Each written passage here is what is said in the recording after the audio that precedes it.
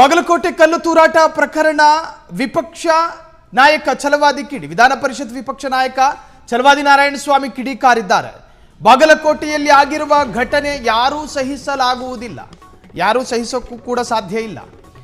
ಬಾಗಲಕೋಟೆಯಲ್ಲಿ ಆಗಿರೋ ಘಟನೆ ಯಾರೂ ಸಹಿಸಲಾಗಲ್ಲ. ಶಾಂತಿ ಸಭೆಗೆ ಕರೆದ್ರು ಯಾರೂ ಬರ್ತಿಲ್ಲ, ಕರೆದವರು ಯಾರು? ಇದಕ್ಕೆ ಕಾರಣ ಈ ಸರ್ಕಾರ ಮತ್ತು ಕಾಂಗ್ರೆಸ್ ನಾಯಕರುಗಳು. ಆಡಳಿತಾರೂಢ ಸರ್ಕಾರದ ವಿರುದ್ಧ ಆಕ್ರೋಶಿತರಾಗಿ ಮಾತನಾಡಿದ್ದಾರೆ ಛಲವಾದಿ.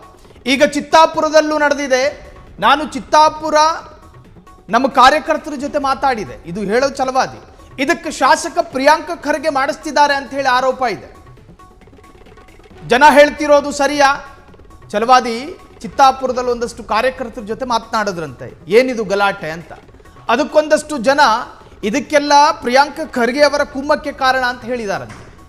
ಮೈನಾರಿಟಿ ಅಥವಾ ವೋಟ್ ಬ್ಯಾಂಕ್ ಅಂತ ಓಲೈಕೆ ಮುಂದುವರೆದ್ರೆ ಎಚ್ಚರಿಕೆ ಕೊಡೋದಿದು ಈ ದೇಶಕ್ಕೆ ಮುಂದೆ ಕಂಟಕ ಆಗಲಿದೆ. ಎಲ್ಲ ಮುಸ್ಲಿಮರ ಮೇಲೆ ನಾವು ಆರೋಪ ಮಾಡೋದಿಲ್ಲ, ಆದರೆ ಯಾರು ಈ ಕಾರ್ಯದಲ್ಲಿ ಭಾಗಿಯಾಗ್ತಾರೋ ಹೆಡೆಮುರಿ ಕಟ್ಟಬೇಕು, ಆ ಕೆಲಸ ಪೊಲೀಸರು ಮಾಡ್ತಾರೆ. ಇಲ್ಲದಿದ್ರೆ ನಾವು ಮುಂದೆ ಮಾಡಬೇಕಾಗಲಿದೆ. ನೈತಿಕ ಪೊಲೀಸ್ಗಿರಿ ಅಥವಾ ಅನೈತಿಕ ಪೊಲೀಸ್ಗಿರಿ ಮಾಡ್ತೀನಿ ಅಂತ ಹೇಳಿ ಥ್ರೆಟ್ ಮಾಡ್ತಿರೋದೋ ಗೊತ್ತಿಲ್ಲ. ಬಾಗಲಕೋಟೆಯಲ್ಲಿ ಶಿವಾಜಿ ಮೆರವಣಿಗೆ ಗಲಭೆ ವಿಚಾರ, ಕಲ್ಲು ತೂರುವವರು ಸಮಾಜಕ್ಕೆ ಕಂಟಕರಾಗ್ತಾರೋ ಅನ್ನೋದು ಪ್ರಶ್ನಾರ್ಥಕ. ಆದರೆ ಈ ತರಹದ ಸ್ಟೇಟ್ಮೆಂಟ್ಗಳು ಕೆಲವೊಮ್ಮೆ ಸಮಾಜಕ್ಕೆ ವ್ಯತಿರಿಕ್ತ ಪರಿಣಾಮ ಬೀರುತ್ತೆ. ಶಾಂತಿ ಕಾಪಾಡಬೇಕು ಎಂಬ ನಿಟ್ಟಿನಲ್ಲಿ ಭಾಷಣ ಮಾಡೋದು ಬೇರೆ, ಆದರೆ ಪೊಲಿಟಿಕಲ್ ಪ್ರೇರಿತವಾದಂತಹ ವಾಕ್ಯಗಳು ಮತ್ತಷ್ಟು ಪ್ರೋತ್ಸಾಹ ಕೊಡೋ ಸಾಧ್ಯತೆಗಳಿರ್ತವೆ. ಛಲವಾದಿ ಇವತ್ತು ಹೇಳ್ತಾರೆ, ನೇರವಾಗಿ ಕಾಂಗ್ರೆಸ್ ವಿರುದ್ಧ ಆರೋಪ ಮಾಡ್ತಾರೆ.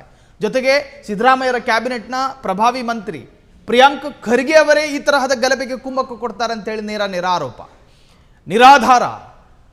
ಬಲಗೈಯಲ್ಲಿ ಶ್ವೇತಪತ್ರವನ್ನು ಇಟ್ಕೊಂಡು ಆರೋಪ ಮಾಡಿದ್ರೆ ಅದೊಂದು ವಿಚಾರ, ಆದರೆ ಯಾವುದೂ ಇಲ್ಲದೆ ನಿರಾಧಾರವಾಗಿ ಒಬ್ಬ ಮಂತ್ರಿಯ ವಿರುದ್ಧ ಆರೋಪ ಮಾಡೋದು. ಅಲ್ಲಿನ ಸಾಮಾನ್ಯ ಕಾರ್ಯಕರ್ತರ ಜೊತೆ ಮಾತನಾಡದೆ ಏನಿದು ಗಲಾಟೆ ಆಗ್ತಿದೆಯಲ್ಲ ಅಂತ ಕೇಳಿದೆ. ಅದಕ್ಕೆ ಅಲ್ಲಿನ ಕಾರ್ಯಕರ್ತರು ಹೇಳ್ತಾರೆ, ಇದಕ್ಕೆಲ್ಲ ಪ್ರಿಯಾಂಕ್ ಖರ್ಗೆ ಅವರು ಕುಮ್ಮಕ್ಕು ಕೊಟ್ಟಿದ್ದಾರೆ ಅಂತ. ನಿರಾಧಾರವಾದಂಥ ಆರೋಪ ಅಲ್ವಾ ಇದು? ಒಬ್ಬ ರಾಜಕಾರಣಿ, ಚುನಾಯಿತ ಪ್ರತಿನಿಧಿ ಆ ಭಾಗದ ಶಾಂತಿಗೂ, ಆ ಭಾಗದ ಕಾನೂನು ಸುವ್ಯವಸ್ಥೆಗೂ, ಆ ಭಾಗದ ಮೂಲಭೂತ ಅಡಚಣೆಗೂ ಎಲ್ಲದಕ್ಕೂ ಕೂಡ ಪರಿಹಾರ ರೂಪದಲ್ಲಿರ್ತಾನೆ ಒಬ್ಬ ಪ್ರತಿನಿಧಿ. ಆ ಪ್ರತಿನಿಧಿಯ ನೇತೃತ್ವದಲ್ಲಿ ಆ ಪ್ರದೇಶ ಗಲಭೆ ಪೀಡಿತ ಆಗುತ್ತೆ ಅನ್ನೋದಾದರೆ ಇದು ಸಮಾಜಕ್ಕೆ ಅತ್ಯಂತ ದುರಂತವಾದಂತಹ ಸಂದೇಶ ಸಾರೋದಲ್ವಾ? ಛಲವಾದಿ ಪ್ರಿಯಾಂಕ ಖರ್ಗೆ ವಿರುದ್ಧ ಮಾಡ್ತಿರುವಂತಹ ಆರೋಪಕ್ಕೆ ಸಂಬಂಧಪಟ್ಟ ಹಾಗೆ ಆಧಾರ ಏನು ಅಂತೇಳಿ ಕಾಂಗ್ರೆಸ್ ಕಾರ್ಯಕರ್ತರು ಕೇಳ್ತಿದ್ದಾರೆ.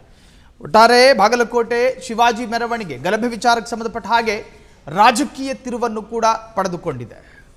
ಕ್ಷಣ ಕ್ಷಣದ ಸುದ್ದಿಗಳಿಗಾಗಿ ಫ್ರೀಡಂ ಟಿವಿ ಸಬ್ಸ್ಕ್ರೈಬ್ ಮಾಡಿ, ಲೈಕ್ ಮಾಡಿ ಹಾಗೂ ಫಾಲೋ ಮಾಡಿ. ಹೊಸ ಸುದ್ದಿಗಳ ನೋಟಿಫಿಕೇಶನ್ಗಾಗಿ ಬೆಲ್ ಐಕಾನ್ ಮೇಲೆ ಕ್ಲಿಕ್ ಮಾಡಿ.